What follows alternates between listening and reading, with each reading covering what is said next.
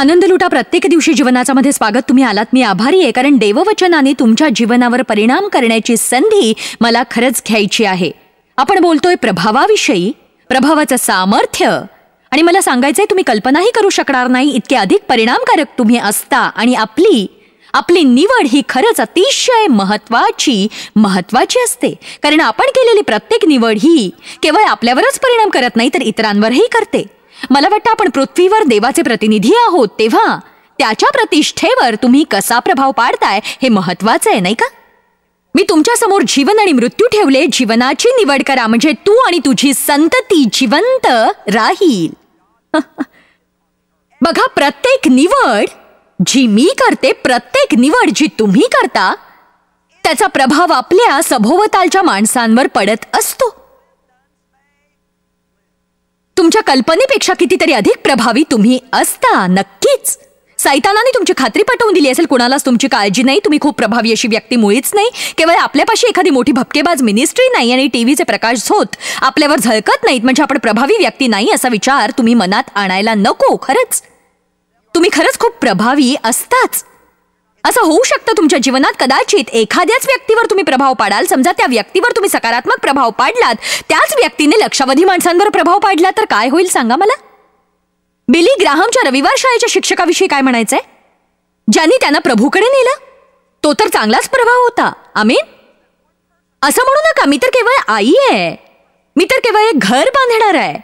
तुम्हाला जर 2 लहान मुलं असतील, 3-4 लहान मुलं असतील, तर त्या प्रभावाचा विचार करा जो तुम्ही त्यांच्या जीवनावर पाडू शकता. त्यांच्यापैकी एकाच्या बाबतीत देवाने काही किमया घडवली तर काय होईल सांगा मला? तुमचा प्रभाव पडतो. कुठल्याही परिश्रमाविना परिणाम करण्याचं सामर्थ्य किंवा कृती म्हणजे प्रभाव होय. दुसऱ्या शब्दात हेच घडतं लोकांच्या बाबतीत केवळ आपल्या सहवासात राहण्याने, आणि आपण त्यांच्यावर प्रभाव पाडत नसतो, तसा प्रयत्नही करत नसतो. याच कारणास्तव की ते तिथे असताना आपण आपल्याला हवी असलेली कृती करत असतो. एक सांगू, तुम्ही जर वेळेवर तुमची बिलं भरली नाही तर त्याचा परिणाम तुमच्या मुलांवर होतो. ती मोठी झाल्यावर कदाचित वेळेवर बिलं भरणार नाहीत. तुम्ही ज्यांचं देणं लागताय अशी माणसं जर सतत तुमच्या घरी फोन करत असतील तर तुमची मुलंही तशीच वागतील, कारण तुम्ही तुमच्या पैशांची कशी व्यवस्था राखताय हे निरीक्षण करण्याद्वारे ते शिकतील. देव पैशांचे व्यवहार चोख ठेवतो. त्याला हव्या असलेल्या गोष्टींसाठी बचत करण्यात तो कायम संयम पाळत असतो. क्रेडिट कार्डाचा वापर करणं आणि व्याजावर मुदतीत खरेदी करण्याच्या कायम विरोधातच होता तो. याचा अर्थ आम्ही तसं कधीच केलं नाही असं नाही, कारण कुठल्याही स्त्रीसारखा माझ्यावरही थोडासा प्रभाव होता त्याचा. मी संयमी नव्हते. देव तरुण मुलगा असतानाही 15-16 वयाचा असताना तो प्रचंड काम करायचा आणि पैशांची बचत करून तो घरी त्याच्या ड्रॉवरमध्ये किंवा त्याच्या पायमोज्यात पैसे साठवून ठेवायचा. त्यामुळे देवला आम्ही नेहमी सांगतो, मिनिस्ट्रीमध्ये अजूनही त्याच्यापाशी पायमोजे आहेत. शिवाय संयमी वागणं आणि सुज्ञपणे पैशांची व्यवस्था राखणं या त्याच्या क्षमतेपायी आमच्या सेवा कार्याला व्याजाखातर एक पैसुद्धा खर्च करावी लागलेली नाही कधी. 20 वर्षापासून आम्ही आमची स्वतःची मिनिस्ट्री चालवतोय, पण व्याजावर एक पैसुद्धा आम्ही खर्च केलेला नाही. एकही पैसा नाही. तुम्हाला कल्पना आहे का, व्याजावर एकही पैसा खर्च न करावा लागल्यामुळे आमच्या सेवा कार्याकडे तुमचे किती पैसे वळतायत? ज्यांना पैसे उसने घ्यावे लागतायत अशा कुठल्याही सेवा कार्याला मला कमी लेखायचं नाहीये. नक्कीच नाही. मला एवढंच सांगायचंय, त्या क्षेत्रातली एक नैसर्गिक देणगी आणि एक क्षमता त्याच्याकडे होती. आमच्या मुलांना पैशाच्या कारभाराविषयी देवने धडे दिल्याचं मला कधीच आठवत नाही. मला खरोखरच आठवत नाही कधी देवने मुलांना बसून सांगितलं पैशांची व्यवस्था कशी ठेवायची याविषयी आपण आज चर्चासत्र घेऊया. तरीही आमची 4ही मोठी झालेली मुलं त्यांच्या पैशांचा कारभार अतिशय उत्तमपणे सांभाळतायत. ते त्यांची बिलं वेळेवर भरतायत. दुसऱ्यांकडनं काहीतरी उसनं घेण्याच्या प्रयत्नात कायम भटकत बसणं असं ते करत नाहीत. त्यांना प्रकर्षाने जाणीव आहे दशांश देण्याची, दान करण्याची आणि पैशांच्या बाबतीत योग्य ते पाऊल उचलण्याची. आणि त्यांनी देवचे हे गुण अंगीकारलेत. त्याचे एकमेव कारण म्हणजे पैशाच्या बाबतीतली त्याची वर्तणूक त्यांनी सतत पाहिली.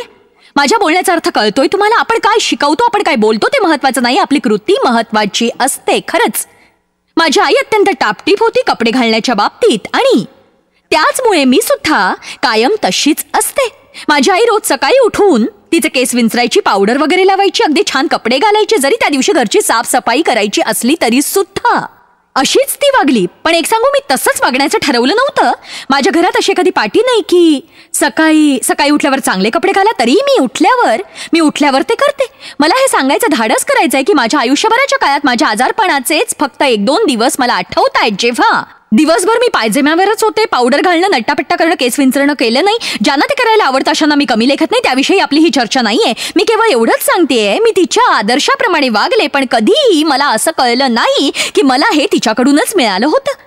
तुमची मुलं अखेरीस बऱ्याच गोष्टी अशाच करतात ज्या तुम्ही करताना ते पाहतात. शेवटी तुम्हालाही ते अशा काही गोष्टींपायी आवडेनाशी होतात ज्या तुम्ही त्यांना शिकवल्या होत्या. एकीकडे माझ्या वडिलांनी माझ्या जीवनावर भरपूर प्रभाव पडला. ते तापट होते, सत्ता गाजवणारे होते, लबाडी करणारे होते. ज्यावेळी त्यांच्या मनासारखं झालं नाही ते अस्वस्थ व्हायचे. त्यामुळे मीही तशीच झाले होते. त्यामुळे त्यावर मात करण्यासाठी देवाला मेहनत घ्यावी लागली. आपण कधी कल्पनाही करू शकणार नाही इतक्या प्रमाणात आपण लोकांवर प्रभाव पाडत असतो. खरंच खरंच पाडत असतो. कोणीतरी आमीन म्हणेल का सांगा? इतर कुठल्याही गोष्टीपेक्षा लोकांवर जास्त प्रभाव पाडणारी गोष्ट म्हणजे आपले शब्द, आपल्या वृत्ती, आपल्या कृती, आपली वर्तणूक आणि आपली निवड. प्रत्येक निवड जी आपण करतो, प्रत्येक शब्द जो आपण बोलतो, प्रत्येक वृत्ती जी आपण बाळगतो. दैव प्रतिकूल असताना शांत राहण्याद्वारे तुम्ही तुमच्या मुलांना शांत राहण्यास शिकवू शकता, हे लक्षात घ्या तुम्ही. पण एखादी गोष्ट योग्य न घडल्यास जेव्हा तुम्ही अस्वस्थ होता आणि त्यांनी ते पाहिलं, ते सुद्धा त्या प्रत्येक वेळी अस्वस्थ होतील जेव्हा एखादी गोष्ट योग्य घडणार नाही. आमेन. तुमचं जीवन म्हणजे एक संदेश असतो. ते एक वचन असतं तर बरं झालं असतं, पण एक कागदाचा तुकडा वाटतोय तो.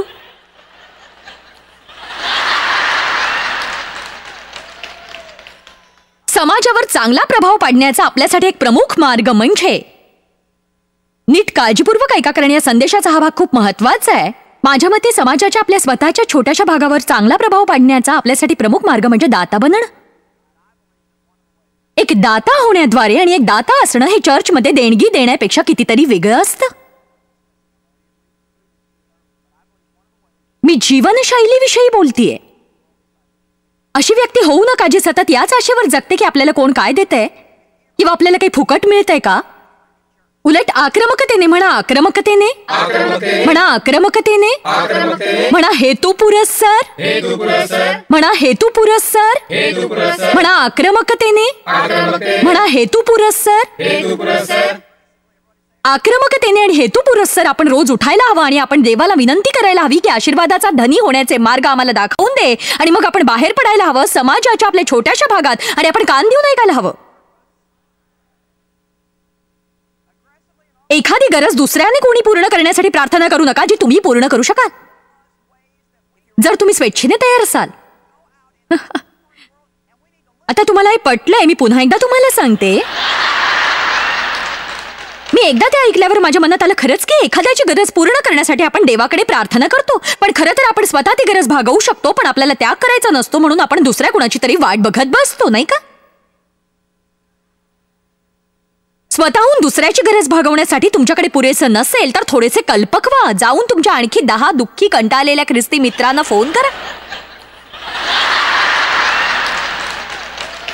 तुमच्याकडे काय नाही याविषयी तासभर निष्फळ चर्चा करण्यासाठी बाहेर जेवायला जाण्याऐवजी शोधून काढा की तुम्ही सामुदायिकपणे ही गरज कशी पूर्ण करू शकाल.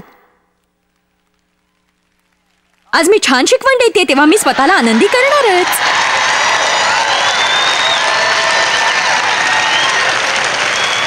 तुमच्या प्रेमळ दानी जीवनशैलीचं निरीक्षण करण्याद्वारे देवाच्या स्वभावाविषयी लोक बरंच शिकतील. तुम्हाला शिकवण्याची गरज भासणार नाही, तुमची कृतीच प्रवचन बनेल. एक माणूस म्हणाला, सदोदित शिकवा, गरज पडली तर शब्दांचा वापर करा. एक स्त्री जी माझ्याकडे नोकरी करते, मी तिला जेव्हा भेटले होते 10 वर्ष झाली असतील त्या घटनेला. माझ्या केसांच्या निगेसाठी मी तिच्याकडे गेले होते.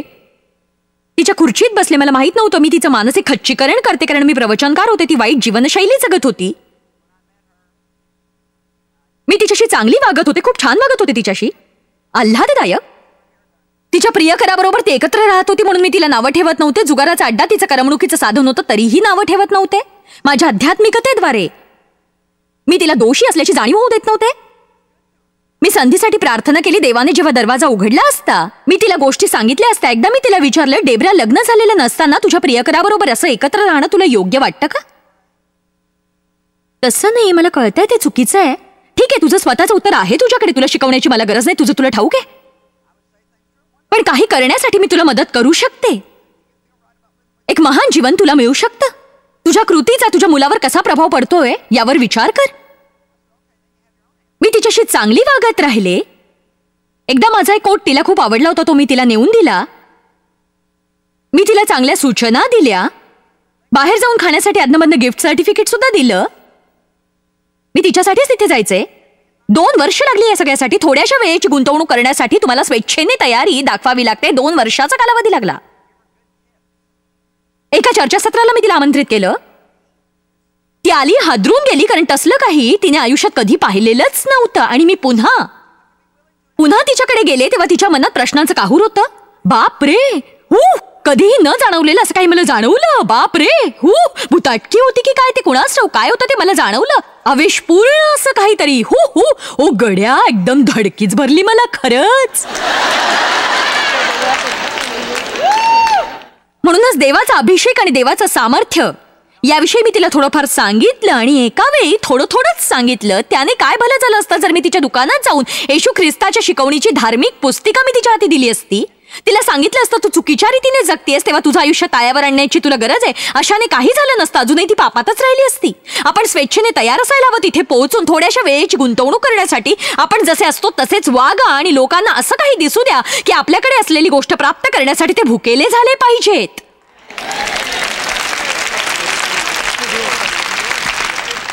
आणि आता ती माझ्याकडे नोकरीला आहे. मी तिचं लग्न लावून दिलं, तिला मुलगी झाली. आठवड्यातून 3दा ती चर्चला जात असते. माझा प्रभाव तिच्यावर पडला, तिचा प्रभाव त्याच्यावर पडतोय. तिच्या सगळ्या बहिणी, तिच्या कुटुंबातल्या इतरांवरही तिचा प्रभाव पडलेला आहे. आणि मी तिला भेटले असताना ती ज्या पद्धतीने राहत होती तशाच रीतीने राहणाऱ्या तिच्या एका मैत्रिणीवरही तिचा प्रभाव आता पडतोय. येशू ख्रिस्ताची शिकवण अशीच द्यायची असते. तुमच्यापैकी एकावर जरी मला परिणाम साधता आला नाही तरी त्या एकाने त्याच्या विश्वास जाऊन इतरांवर परिणाम साधला तर येशू ख्रिस्ताची शिकवण अधिक प्रभावीपणे शिकवली जाईल. असा विचार करू नका की तुम्ही व्यवस्थित आहात आणि दर रविवारी तुम्ही चर्चमध्ये जाताय याच कारणास्तव तुमचं संरक्षण केलं जातंय. त्याचा थोडासाच संबंध असतो ख्रिस्ती धर्माशी. मी दिवसभर गॅरेजमध्ये जाऊन बसले म्हणून मी काही एखादी कार होत नसते.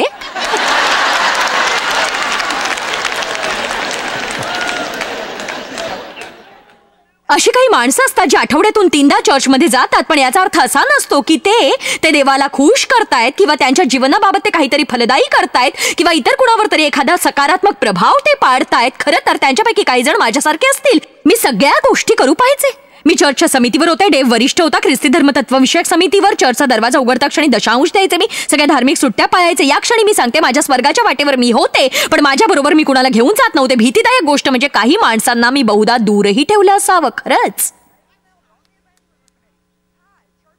तुमच्या समाजात बाहेर पडा, एक दाता व्हा. पूर्ण करण्यासाठी गरजांचा शोध घ्या. छोट्या गरजा, मोठ्या गरजा पूर्ण करण्यासाठी त्याग करा. आणि तुमच्या संपूर्ण सामर्थ्यानिशी भरपूर डामडौल न दाखवता ते करा. तुम्ही लोकांना जाणीव करून न देता करा की तुमचे त्यांच्यावर भरपूर उपकार आहेत आणि ते तुमचं देणं लागतायत. आमेन.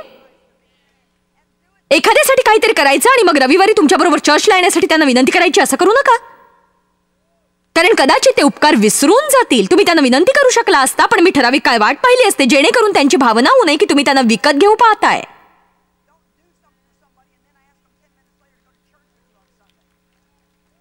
हल्ली मी एका मुलीकडे जाते माझ्या नखांच्या निगेसाठी आणि मी ऐकत असते. लोकांचं बोलणं नीट ऐकायला मी शिकलीये.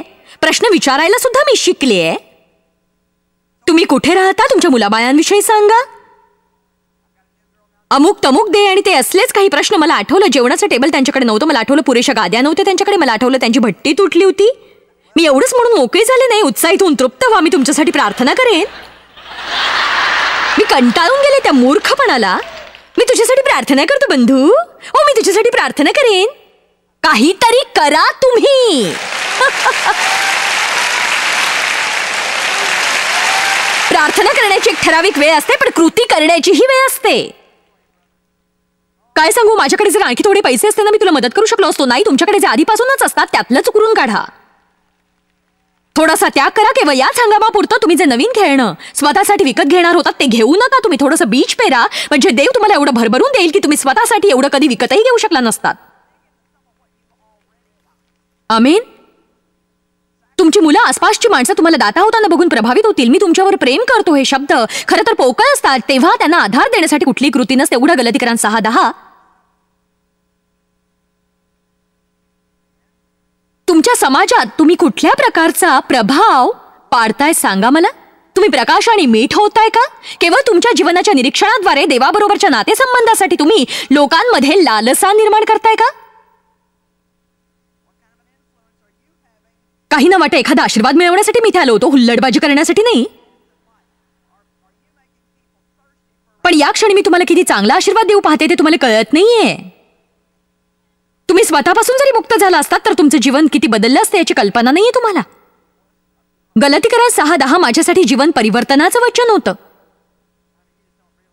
मी नेहमी वाचते वचन 9. चांगले करण्याचा आपण कंटाळा करू नये, कारण आपण न खचलो तर यथाकाळी आपल्या पदरी पीक पडेल.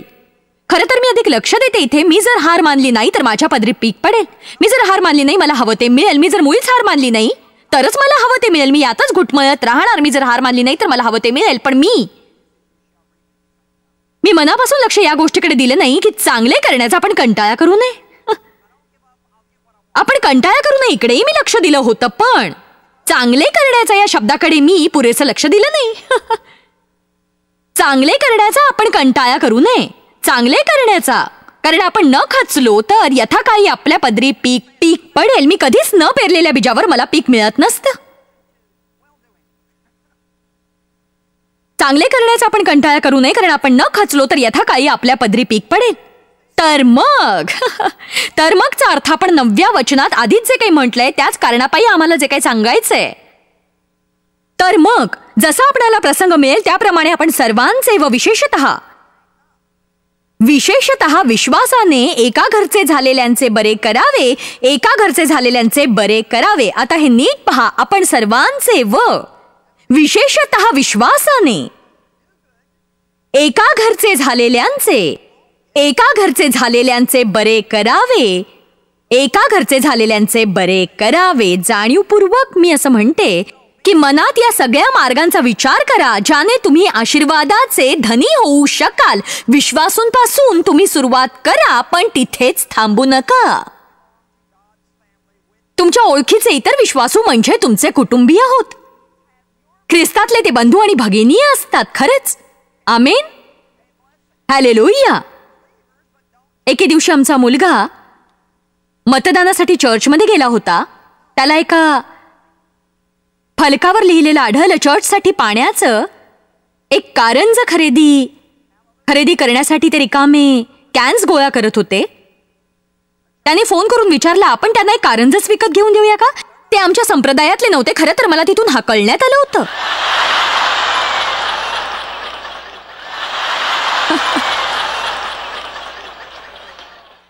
त्यामुळे मी असं म्हणू शकले असते, छे मी तुला मदत करणार नाही. पण मी काय विचार केला सांगू? मी अतिशय आभारी आहे. माझ्या ऑफिससाठी पाण्याचं कारंज खरेदी करण्यासाठी मला कॅन्स गोळा करावे लागत नाहीत. त्यामुळे मला जमणारी सर्वोत्तम गोष्ट म्हणजे त्या गरजेला असं म्हणण्याने प्रतिसाद देणं की हे तुम्हा लोकांसाठी पाण्याचं कारंज खरेदी करण्यात आम्हाला आनंद होतोय. त्यामुळे आम्हाला आशीर्वादाचा धनी व्हायला मिळेल. अशा एका संघटित संस्थेसाठी ज्यांनी विनम्रपणे मला साथ संगतीचा डावा पाय बहाल केला होता.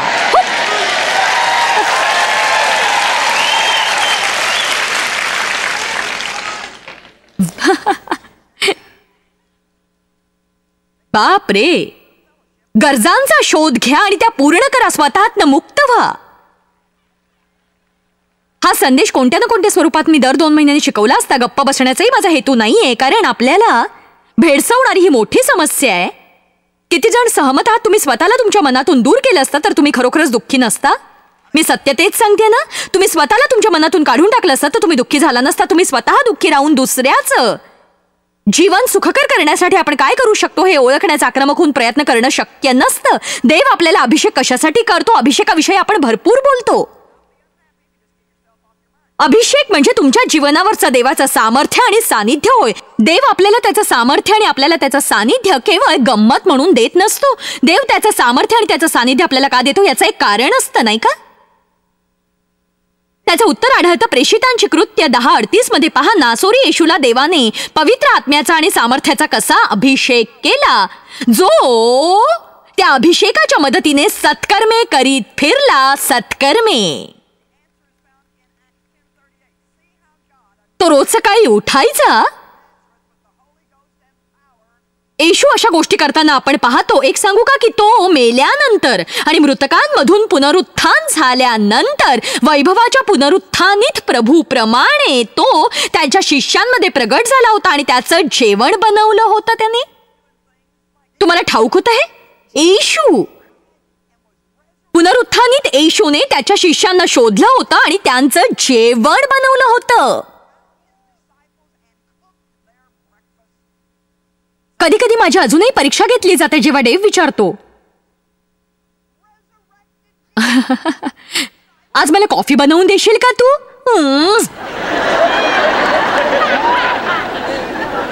आत्ताच तर मी प्रार्थना खुर्चीत सुखाने बसले इथे. माझं बायबल घेऊन, आणि आत्ताच तुला हवी आहे का माझ्याकडून कॉफी बनवून? मला नाही जमणार एक दास बनणं. या विषयावरचा माझा बायबलचा अभ्यास मला संपवायचा आहे.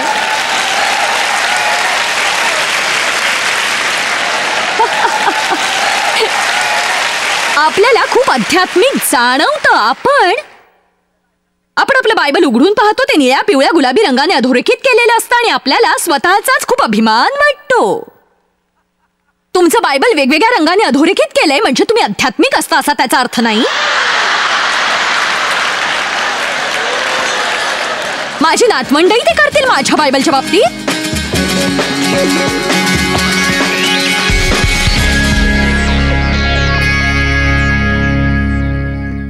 एक उत्तम आदर्श होण्यासाठी मला तुम्हाला प्रोत्साहित करायचं आहे. तुम्ही एक आदर्श आहात, मीही एक आदर्श आहे. पण मी निर्णय घ्यायचा असतो की मला चांगला आदर्श व्हायचंय की वाईट आदर्श. आपली निवड ही खरंच खूप महत्वाची असते. बायबल सांगतं, मी तुमच्यासमोर जीवन आणि मृत्यू ठेवलंय, जीवनाची निवड करा म्हणजे तू आणि तुझे वारस जगतील.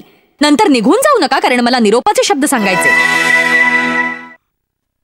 अलीकडे आमच्या कार्यक्रमात आमचे भागीदार होण्यासाठी आम्ही लोकांना प्रोत्साहित करत होतो आणि तुम्ही बऱ्याच जणांनी विश्वासाचं ते पाऊल उचललं आणि आमचे नवे भागीदार झालात, तर काहींनी सध्याच्या भागीदारीत वाढ केली आहे. त्यामुळेच मला तुमचे आभार मानायचे आहेत. डेव, मी आणि आमचा परिवार आणि आमच्या स्टाफ सारखी तुमच्यासारखी आपल्या जीवनावरच्या पाचारणावर विश्वास ठेवणारी माणसं आम्हाला मिळणं हे महत्वाचं आहे. ज्यांना वाटतंय त्यांनीही अशा एखाद्या गोष्टीत सहभागी व्हायला हवं जी समाजावर खूपच परिणाम करतेय आणि ते विश्वासाचं पाऊल तुम्ही उचलताय. दर महिन्याला आमच्याशी भागीदारी करून आणि आमच्यासाठी प्रार्थना करून धन्यवाद धन्यवाद धन्यवाद. जगापर्यंत पोहोचण्यास आम्हाला मदत करण्यासाठी देवाचे आशीर्वाद असोत.